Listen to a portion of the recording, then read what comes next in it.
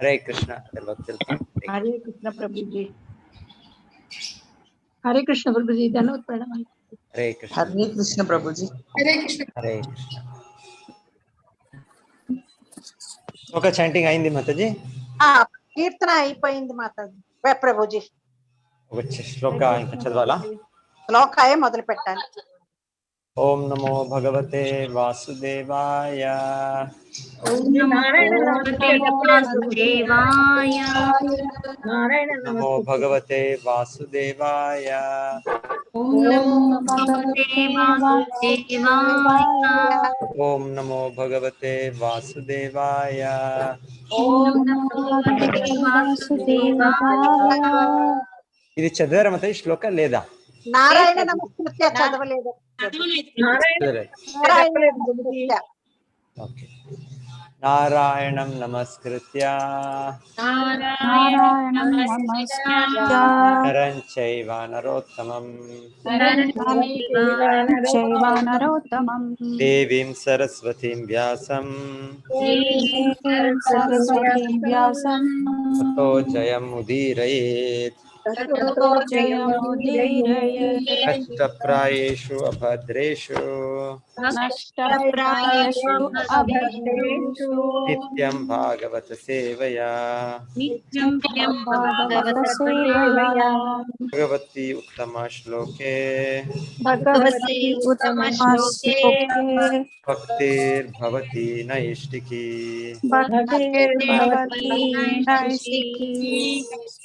శ్రీమద్ భాగవతం ప్రథమ స్కందం అధ్యాయం 8 శ్లోక 23 యథా ఋషికేశ ఖలేన దేవకీ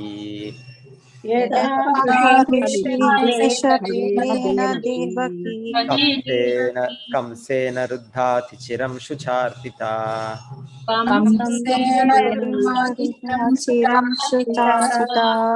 విమోచితాహం చ సహాత్మజా విభో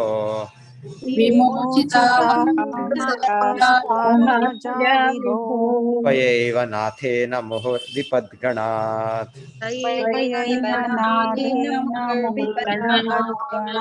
యథా ఋషికేశ ఖలేన దేవకీ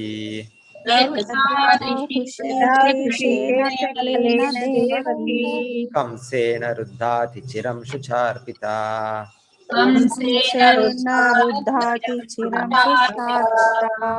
విమోచితాహం చ సహాత్మజా విభో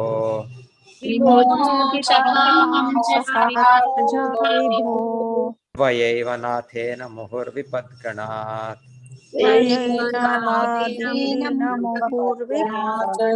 యథా అదే విధముగా ఋషికేశ ఇంద్రియాధీశ ఫలేన అసూయాగ్రస్తుడైన దేవకీ కంసేన కంసునిచే వృద్ధా బంధింపబడి చిరం బహుకాలము శుచ అర్పిత కష్టములకు గురి కాబడి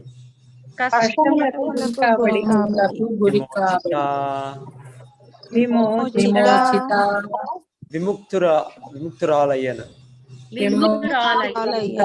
అహం చ నేను కూడా సహ ఆత్మజా పుత్రులను కూడి విభో ప్రభు త్వయా ఏవ కారణముననే నాథేన రక్షకుని రూపమున సర్వవేళల విపద్గణాత్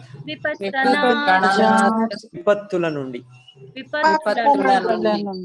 ఓ ఋషికేశ దేవదేవ క్రూరుడైన కంసునిచే చిరకాలం బంధింపబడి కష్టములకు గురి చేయబడిన నీ తల్లి దేవకీ దేవిని నీవు విముక్తురాలను చేసితివి.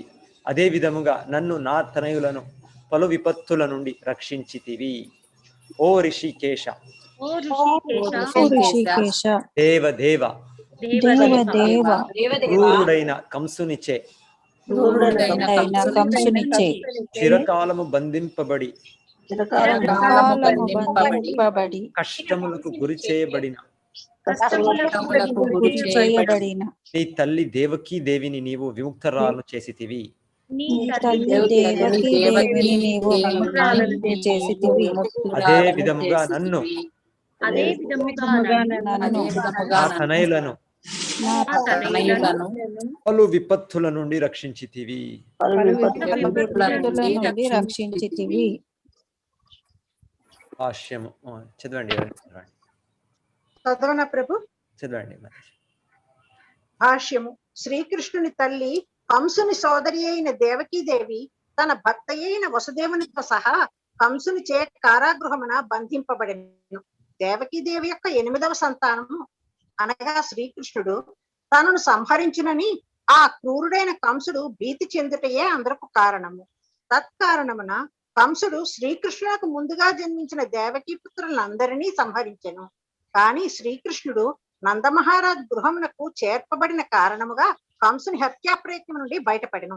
అదే విధముగా కుంతీదేవి కూడా తన పుత్రులతో సహా పలు విపత్తుల నుండి రక్షింపబడెను. కానీ కుంతీదేవి విషయమున శ్రీకృష్ణుడు అధికానుగ్రహమును చూపి ఉన్నాడు. దేవకీదేవి యొక్క ఇతర సంతానమును రక్షింపని ఆ దేవదేవుడు కుంతీదేవి సంతానం అంతటినీ రక్షించెను. దేవకీదేవి భర్త అయిన వసుదేవుడు ఇంకను జీవించి ఉండగా కుంతీదేవి వైధవ్యమును పొంది కృష్ణుని తప్ప అన్యులెవరిని సహాయంగా కలిగి ఉండకపోవటయే అందరకు కారణం. భక్తునిపై శ్రీకృష్ణ భగవానుడు విశేష కరుణను కురిపించుచుండును. నిస్సహాయ స్థితిలో భక్తుడు తన ఎడ మరింత అనురక్తురగును కనుక అతడు తన శుద్ధ భక్తులను కొన్ని మార్లు అట్టి కష్టములకు గురి చేయుచుండును. భగవానుని ఎడ ఆకర్షణము ఎంత అధికముగా అభివృద్ధి నందునో అంత అధికముగా భక్తునికి జయము సిద్ధింపగలదు. హరే హరే కృష్ణ.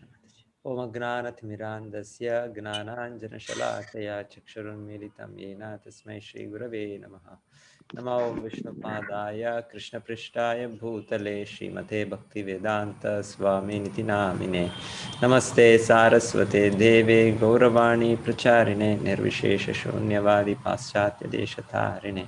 జయ శ్రీ కృష్ణ చైతన్య ప్రభో నిత్యానంద శ్రీ అద్వైత గదాధర శ్రీవాసది గౌర భక్తవృంద. హరే కృష్ణ కృష్ణ కృష్ణ హరే హరే, హరే రామ రామ రామ హరే హరే. సో ఇక్కడ యథా ఋషికేశ. సో శ్రీల ప్రభుపాద చెప్పేది ఋషికేశ అనే పదం చాలా ప్రాధాన్యం ఇక్కడ. అంటే కృష్ణుడు మన ఇంద్రియాలకి ఇంద్రియాధీశుడు. సో మనకి ఉంది ఇంద్రియాలు, మన కాళ్ళు, మన చేతులు, మన కర్మ ఇంద్రియాలు, జ్ఞాన ఇంద్రియాలు అన్నీ అయితే ఇది చేరేది ఇది భగవంతుడికి. ఇది మాది కాదు. ఇది మనకి కొంత సమయం భగవంతుడు ఇచ్చాడు. సో దీన్ని మేము వినియోగిస్తున్నాము. మేమేమో పని చేస్తున్నాము, ఎక్కడో వెళ్తున్నాము, ఏమో కార్యకలాపాలు, మన సంతృప్తి కోసం మనం ఇంద్రియాలని వినియోగిస్తున్నాం. అయితే మూలంగా ఇంద్రియాల ఈశ్వరుడు కృష్ణుడే, ఇంద్రియాధీశుడు. సో ఇంద్రియాధులు ఎవరికి చేరేది? ఆ కృష్ణునికి చేరేది. సో దానికోసమే కృష్ణుడి పేరు ఋషికేశ. సో భక్తి అనే దానికి ఆ అర్థమే ఋషికేశ సేవనం భక్తి ఉచ్యతే. సో మన ఇంద్రియాలు ఋషిక, దీనంతా వినియోగించి మనం ఇంద్రియ ఈశ్వరుడు అంటే కృష్ణుడిని సేవించేది. సో అది ఋషికేశ. సామాన్యంగా అది చేయము మనము భౌతికంగా, మన దేహము లేకుంటే మన కుటుంబము, మన దేశము, ఈ రకంగా మన ఇంద్రియాలని మనము దానికోసం వినియోగిస్తుంటాం. సో నాకు ఇంద్రియ తృప్తి దొరకాలో, లేకపోతే నా కుటుంబ సదస్యులకి ఇంద్రియ తృప్తి దొరకాలో, లేకపోతే నాకు సమాజము, నా ఒక కులము, నా ఒక దేశము, సో ఈ రకంగా మనము మన ఇంద్రియాలని వినియోగించుతుంటాం. ఇది కాదు, మనం దీన్ని శ్రీకృష్ణుడికి సేవించడానికి వినియోగించాలి. సో ఇది భక్తి, అప్పుడు భక్తి అవుతుంది. రిషికేన రిషికేశ సేవనం భక్తి రుచ్యతే. సో ఈ చేతులు, ఈ కాళ్ళు మనకి మనది అనుకుంటుంటాము.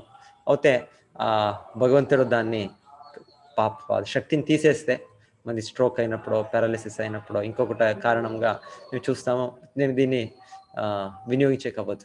మా చేతుల్ని పైన పెట్టేకవ్వదు, కాళ్ళని చలించేకవ్వదు. సో అంటే ఇది మనకి చేరింది కాదు, ఇది యావది కూడా దేహమే మనది చేరింది కాదు, ఇది చేరేది కృష్ణునికి. సో దానికోసము ఇవంతా కూడా కృష్ణునికి వినియోగించారు. సో దానికోసం ఇక్కడ రిషికేశ. సో రిషికేశ అంటే అన్ని ఇంద్రియాల ఈశ, ఇంద్రియాధీశ కృష్ణుడు. సో ఆ కుంతీదేవి స్మరించుతున్నారు. సో ఎలా భగవంతుడు తనకు తనయల్ని రక్షించారు. సో స్వామిట్క అలాగే తన సోదరుడు వసుదేవ దేవకి వాళ్ళని కూడా కృష్ణుడు రక్షించారు. ఎవరి నుంచి రక్షించారు? కంస, కళ అంటే క్రూరుడు. చెప్తారు భౌతిక జగత్తు ఇదే. భౌతిక జగత్తు అంటే చాలా ఆత్మీయులుగానే ఉండొచ్చు, సోదరులే ఉండొచ్చు. అయితే కొంత మనకి స్వార్థము, మన ఇంద్రియ సుఖంకి కొంత ఆటంకం వస్తే మేము వాళ్ళని కూడా విడిచేస్తాం. సో వాళ్ళని నొప్పి ఇచ్చేదానికో, వాళ్ళని వధించేదానికో రెడీ మేము. ఈ ఔరంగజేబు చూస్తాం. సో ఎంత పెద్ద ఒక అసురుడు.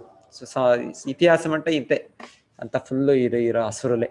సో ఈ స్వభావాలే మేము చూసేది. భౌతిక జగత్తు అంటే అసుర స్వభావమే. సో ఇప్పుడు అంత ఒక బాంధవ్యం ఉండొచ్చు. కంస మిట్క దేవకి బాంధవ్యంతోనే సారథిగా తీసుకొని వెళ్తున్నాడు కంస. అయితే వినిందే ఒక ఆకాశ శరీరవాణి, దేవకి గర్భంలో ఉండే 8వ సంతానము మీ మృత్యుకి కారణమవుతుంది అని వినిందే త్వరనే అంత సంబంధాలు మర్చిపోయి వాళ్ళని వధించడానికి తయారయ్యాడు, రెడీ. సో ఇది అసుర స్వభావం. అసుర స్వభావం అంటే తన ఇంద్రియ సుఖం, తన ఇంద్రియ తృప్తియే. అది దానికి ఏదైనా ఆటంకం వస్తే వేరే వాళ్ళు ఇంకొకరు మన శత్రునే, మన ఇదే వైరి అని భావించేది. ఇది అసుర స్వభావం. సో కళ కంసుడు.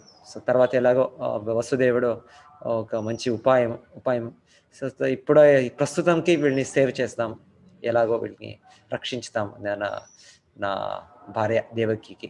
తర్వాత ముందు చూస్తాం కంసుడు మనసు మార్పు వచ్చేమో. ఏంటంటే చిన్న పిల్లలు చూస్తాం, ఎవరికి కూడా ఇది స్వభావం మారుతుంది. సో ఎన్ని వీడియోస్ షేర్ చేస్తారు, చూస్తాం. ಯಾವುದೋ ఒకటి చిన్న పిల్ల ఒక జింకనో లేకుంటే ఇంకేదో ఒకటి ఇది ఈ రకరకంగా దాని వైరీలు ఇప్పుడు చెప్పేది. ఒక పులి అయి ఉండొచ్చు, సింహము, ఇవంతా చాలా క్రూర స్వభావంతో ఉండేది. లేకపోతే కుక్కలు కూడా ఇవంతా. అయితే ఒక్కొక్క సన్నివేశాలు చూసేదానో ఈ చిన్న పిల్లల్ని వాళ్ళు కూడా రక్షించారు, వేరే తన వైరత్వం ఉండే జంతువులు. సో ఇది సామాన్యంగా చిన్న పిల్లలంటే ఎవరికి కూడా ఒక అనుకంపం, కరుణ ఉంటుంది. సో అలాగే వీళ్ళు ఆలోచించింది వసుదేవులు. ఏమో కంసుడు కూడా ఇప్పుడు ప్రస్తుత సన్నివేశానికి ఇంత క్రూరుడుగా ఉండొచ్చు, ముందు ఎవరికి తెలుసు మనసు మార్పు వచ్చేమో. సో అలాగే వాళ్ళు మొదట పుత్రుడిని తీసుకొని వెళ్ళి కంసుడిని ఒప్పించినప్పుడు కంసుడు లేదు నాకు ఇది అవసరంలే, నాకు డేంజర్ ఉండేది, అపాయం ఉండేది 8వ సంతానము, సో మీరు తీసుకొని వెళ్ళండి, మీరు తిరిగి తీసుకొని వెళ్ళండి అని వాళ్ళు కూడా మొదటగా అలాగే చెప్పారు. అయితే తర్వాత అసుర స్వభావం అంటే మనస్సు స్థిరంగా లేదు, మనస్సు మార్పుతా ఉంటుంది. ఒక్కొక్క సెకండ్కి ఒక్కొక్క సలహా ఇస్తే వాళ్ళు ఇంకొక రకంగా ఆలోచిస్తారు, దృఢ నిశ్చయం లేదు. సో కంసుడు వాళ్ళ అంత సహాయకులు, అంత మంత్రులు చెప్పింది వాళ్ళ మాట విని తర్వాత ఏదైనా పుత్రుడు కావచ్చు నన్ను వధించేదానికి అని అందరినీ వధించేకి ప్రారంభిస్తారు. సో ఇది అసుర స్వభావం. ఇది సో యథా ఋషికేశ ఖలేన దేవకి కంసేన రుద్ధ అతి చిరం శుచార్పిత. సో చాలా సమయం, 1 అయినాక 2, 3, 4, 7, 5, 6, 7. సో కృష్ణుడు అంతిమంగా కృష్ణుని 6 మందిని వధించుతారు. తర్వాత బలరాముడిది యోగమాయ శక్తి ద్వారా రోహిణీదేవి గర్భానికి ట్రాన్స్ఫర్ చేస్తారు వాళ్ళు. సో ఇక్కడేమో దేవకి దేవిల గర్భము ఇదైందేమో అనుకుంటారు. అక్కడ అబార్షన్ అంటే ఆ ఫీటస్ అబార్టెడ్, అలాగే అది ఇదైపోయింది అది అని అనుకుంటారు అందరూ. అయితే లేదు, యోగమాయ ద్వారా రోహిణీదేవి గర్భానికి ట్రాన్స్ఫర్ అయ్యారు వాళ్ళు బలరాము. తర్వాత శ్రీకృష్ణుడు పుట్టింది. సో ఈ కళ స్వభావం అంటే ద్వేషం అసూయ. ఈ భౌతిక జగత్తులో ఇది స్వభావం మాది. కృష్ణుడు గీతాలో అర్జునుడికి చెప్పేది, నీకు ఈ గీత అని చెప్తున్నాను ఎలా అంటే, నీకు ఈ అసూయ రహితుడును, అనసూయవే ఇది. సో నీకు ఈ అసూయ స్వభావం లేదు నీకు.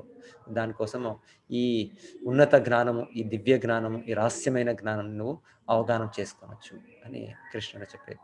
ఇదం తూతే గుహ్యతమం ప్రవక్ష్యామి అనసూయవే. కృష్ణుడు చెప్పేది ఇది గుహ్యమైన జ్ఞానం, ఈ గీతా జ్ఞానము. సో నీకు ఇదే అవగాహన చేసుకునేవుగా అర్హతలు ఉన్నాయి. నువ్వు ఎప్పుడు కూడా అసూయ స్వభావం కలిగిన వాడు కాదు నువ్వు అని భగవంతుడు చెప్పేది.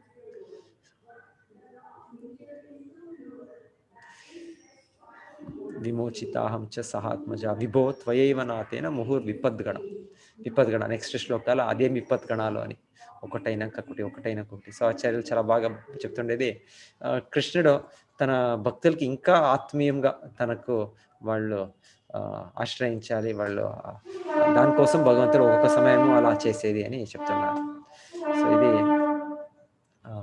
భగవంతుడ దివ్య సంబంధము తన శుద్ధ భక్తులకి సహితంగా. సో వాళ్ళు శుద్ధ భక్తులు ఏం కంప్లైంట్ చేయరు దానికి, ఓ కృష్ణ నువ్వు ఎలా ఇంత నొప్పి ఇచ్చా, నువ్వు ఇంత ఇచ్చా.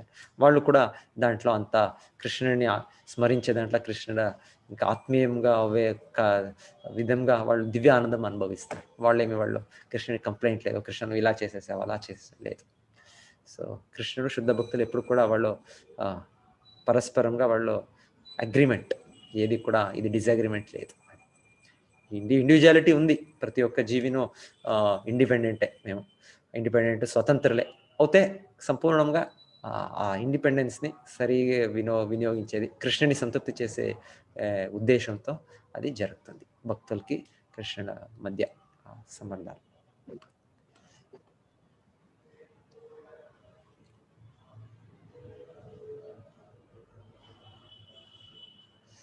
ఆచార్యులు చాలా బాగా చెప్తుండేది, ఎవరు ఇంకా చాలా కష్టంలో ఉంటారో సారాంశం ఏమనగా, ఘోరమైన కష్టములందున్న భక్తునిపై శ్రీకృష్ణ భగవానుడు విశేష కరుణను కురిపించుచుండు. నిస్సహాయ స్థితిలో భక్తుడు తన ఎడ మరింత అనురక్తుడుగాను కనుక అతడు తన శుద్ధ భక్తును కొన్ని మార్లు అట్టి కష్టములకు గురి చేయుచుండును. భగవాను ఎడ ఆకర్షణ ఎంత అధికంగా అభివృద్ధి ఉందునో అంత అధికంగా భక్తునికి జయము సిద్ధింపగలదు. ఎస్, హరే కృష్ణ అందరు భక్తులకి. సో హరే కృష్ణ మాతాజీ. ఈ రోజు గీతా చాంటింగ్ ఉందా మాది తెలుగు బ్యాచ్? ఉంది ప్రభు. లేదు ఏం అనౌన్స్మెంట్ అవ్వలేదు అందుకని లేదు ప్రభుజీ. Prabhuji live of